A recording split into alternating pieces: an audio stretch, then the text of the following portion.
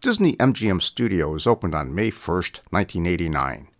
It was the first of the Eisner parks, which is important to point out, since as CEO of another company, he'd allegedly seen the plans for Universal Studios Florida, which would be just a few miles north on Interstate 4.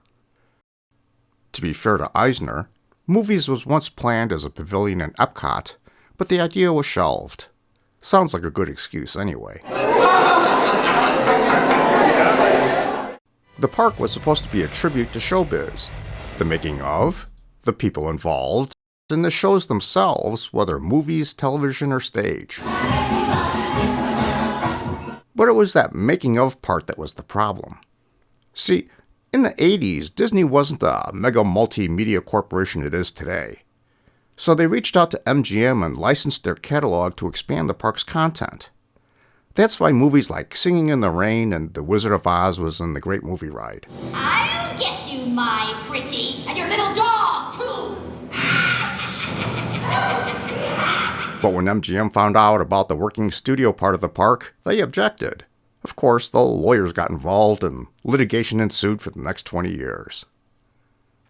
Finally, on January 6, 2008, Disney-MGM Studios closed for the night and opened the next day as Disney's Hollywood Studios.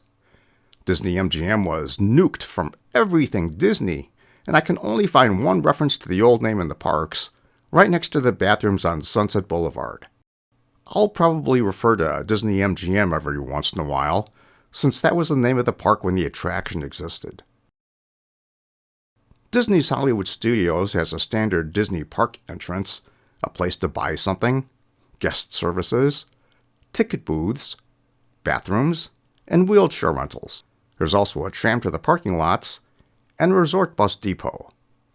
There's also a walkway and friendship boat service to Crescent Lake and Epcot. Just inside the gates is the Crossroads of the World, sort of a town square of Hollywood Studios, and pretty much serves the same purpose.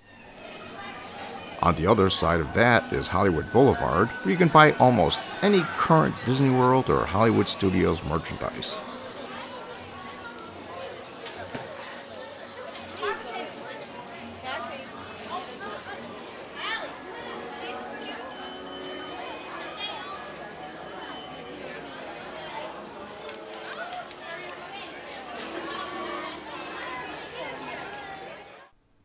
At the far end of Hollywood Boulevard is an open area where they hold small stage shows with the Great Movie Ride in the background. That is until 2001 and the 100 Years of Magic celebration, which celebrated Walt's 100th birthday. Someone decided that Disney-MGM needed a proper icon and built a 120-foot tall sorcerer's hat exactly where the park icon should go, and blocked the view of the Great Movie Ride.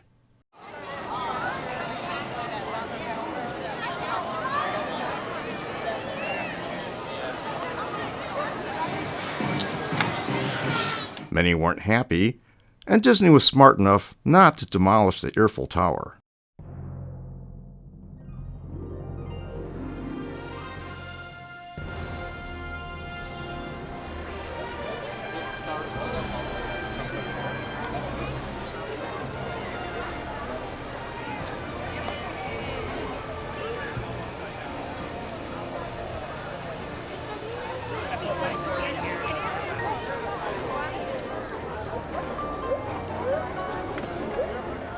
Many wanted the hat removed after the 100-year celebration, but I warned everyone that Disney could just reuse the hat.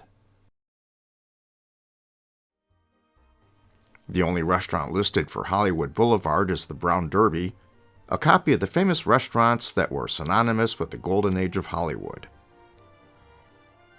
While the last of the real Brown Derbys closed in the 80s, it remains one of the best high-end restaurants in Hollywood Studios.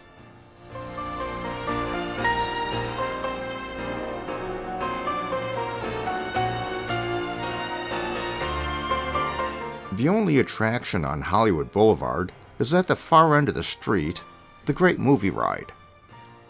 It was a day one attraction for Disney-MGM Studios. It's an audio animatronic ride-through of famous movie sets, mostly Disney and MGM movie sets.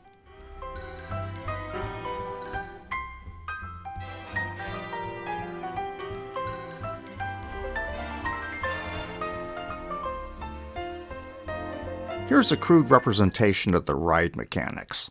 If crowds are low, a single ride vehicle is used which has two attached cars. The front of the first car has space for a tour guide. If they need a higher capacity, two ride vehicles can be used simultaneously. If a single ride vehicle is in use, there's a cast member exchange in the gangster scene where you lose your cast member tour guide and get a gangster tour guide. At the jewel scene, there's another exchange where you get your original tour guide back. If there's two ride vehicles in use, it's a bit different. The first ride vehicle passes right through the gangster scene and stops at the cowboy scene, where there's a tour guide exchange for a cowboy tour guide. The second vehicle stops at the gangster scene, where you get your normal gangster tour guide exchange. They will both stop at the jewel scene, where you get your original tour guide back. Finally, both ride vehicles finally meet up back in Oz. According to an Imagineer I know, there's supposed to be an alternate path that the ride vehicles could travel. The idea was they could install sets for newer movies on that alternate path, keeping the ride fresh, something they couldn't do for attractions like Carousel of Progress and Spaceship Earth. There's a great big beautiful tomorrow. But it never happened. That extra space was soon used for storage, and once an area becomes storage, it stays storage. So the attraction remained static through its entire life, but it was always a popular attraction. Sitting down out of the rain in the air conditioning for 20 minutes could have had something to do with it too. My video version of the Great Movie Ride, link in the upper right and in the description, has had some tinkering done in the editing room, and has both a gangster and cowboy tour guide exchanges, something that was never done in real life. In the Oz scene, I also have a real Glinda, Good Witch of the North. Or South. How do you get a real Glinda in the Oz scene? In 2012, D23 held their Super Scream event, a Sip and Scream limited premium, which was held backstage in Hollywood Studios. It started with a reception in the prop shop, a sort of a backstage reception area, just for events like this. It used to be part of the Making of Movies and Television attraction from when the park first opened. There was also a backstage tour of costuming, the same place you see on backlot tours, except you get to see the entire place, from design to manufacturing to storage.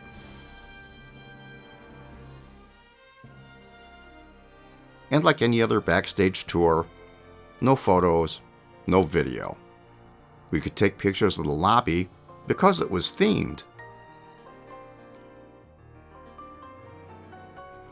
But the premier part of the event was dinner and Great Movie Ride.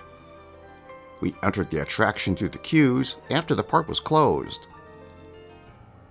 But instead of getting on a ride vehicle, we went to the end of the load platform and went down the stairs.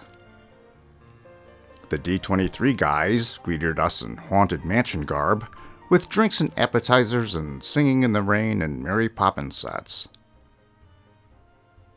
We moved on and dinner was served in the gangster and cowboy sets.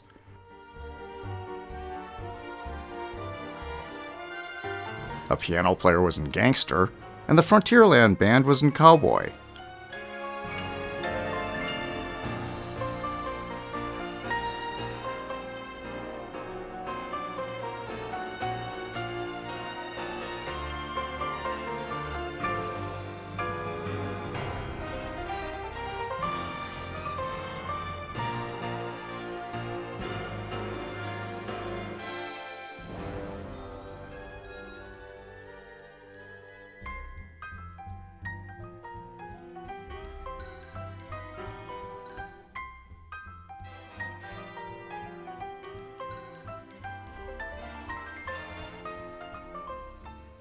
And finally, dessert was Nas.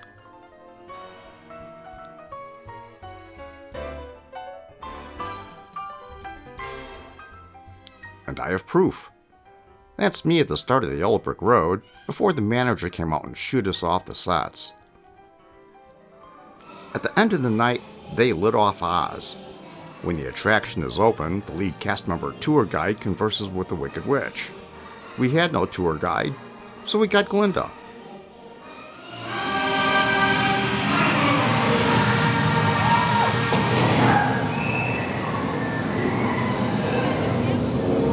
Who killed my sister?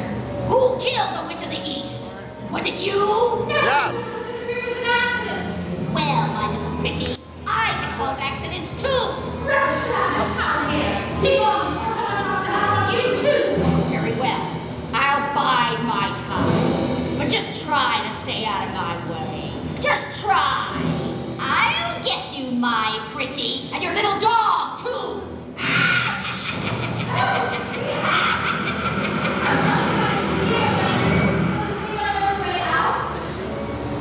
Follow the Yellow Brick Road.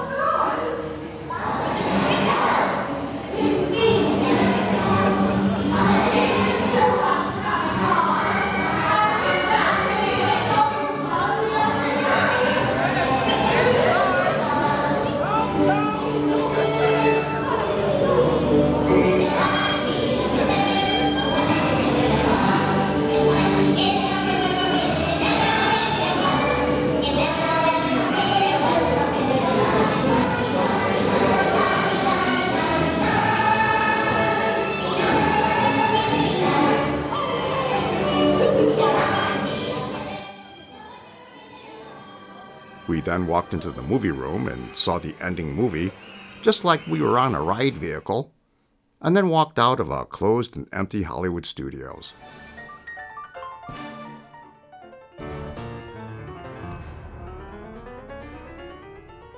I have to admit, it was magic.